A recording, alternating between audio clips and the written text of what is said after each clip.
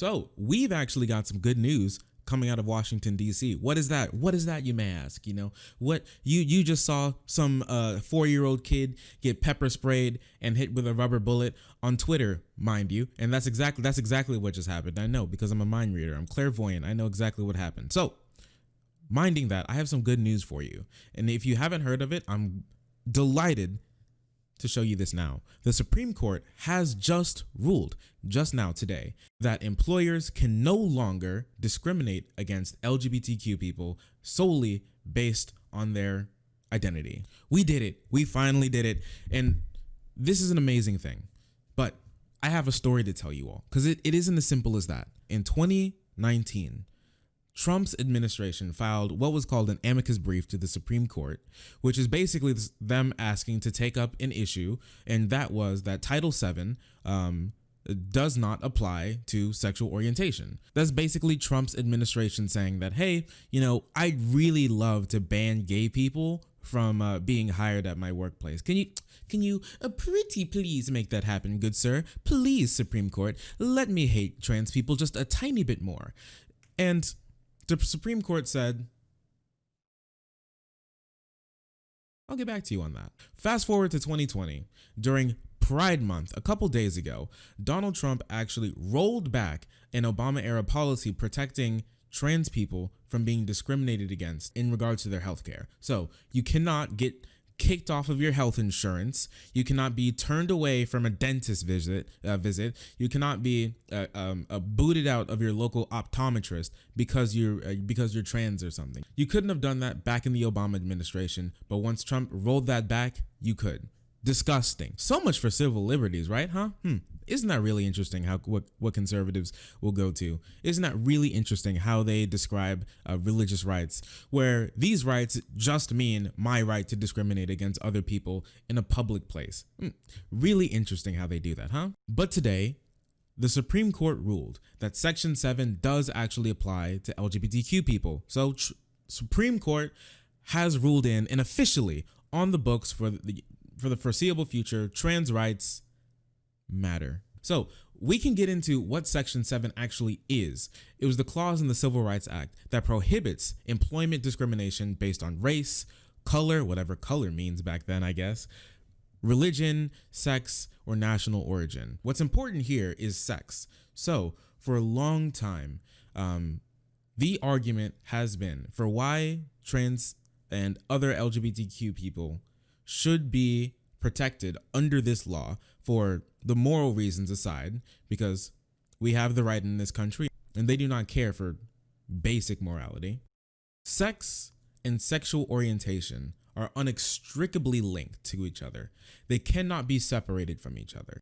One has to predicate the other. So think of it like this, right? If Katie wanted to date Jake, that's all fine. But if Chris wanted to date Jake, apparently this is now a problem. If you have a woman who's just working, it's not a problem. If you have a woman who transitioned to be a man, now this is a problem.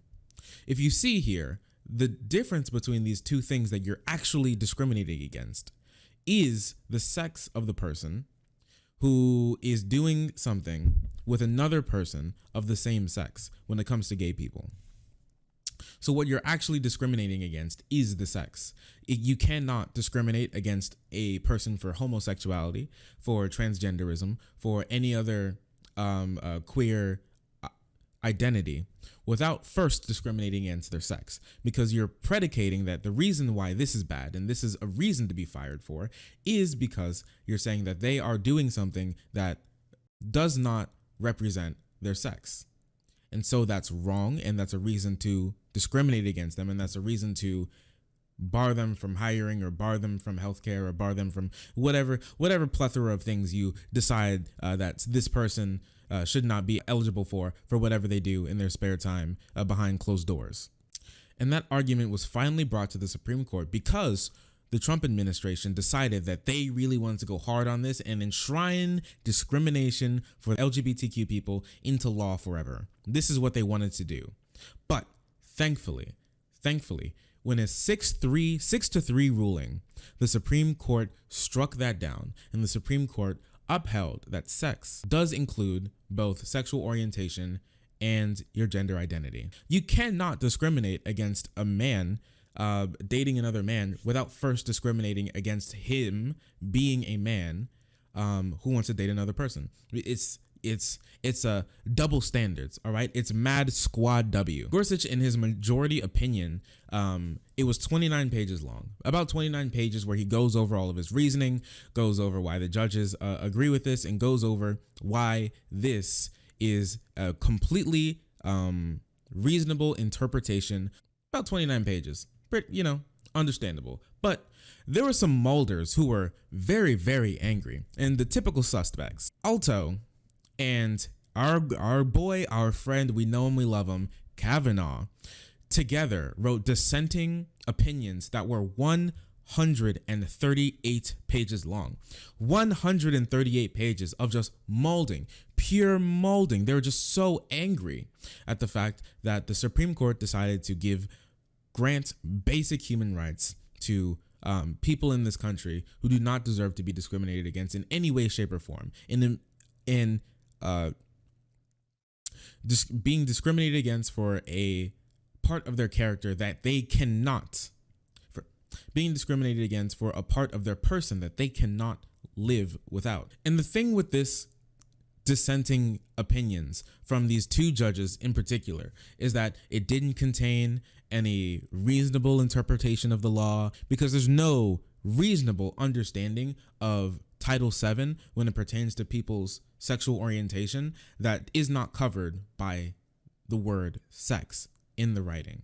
But even with this very simple understanding of the Title VII law and its ways to be used in the future, now in 2020, people aren't happy about this.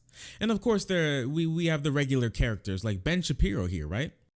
This Gorsuch decision is not originalist in any way. He acknowledges as much. It's simply a bad outcome-driven legal decision. And it throws religious liberty, free speech, and employment law into complete turmoil.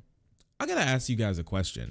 How in the world is religious liberty, free speech, and employment law thrown into complete turmoil with this ruling? Is this what Ben would have said back if the Civil Rights Act was being passed? Is this what he would have said? Huh? He would have been sitting there like, actually, we need to think about the religious liberty and free speech here.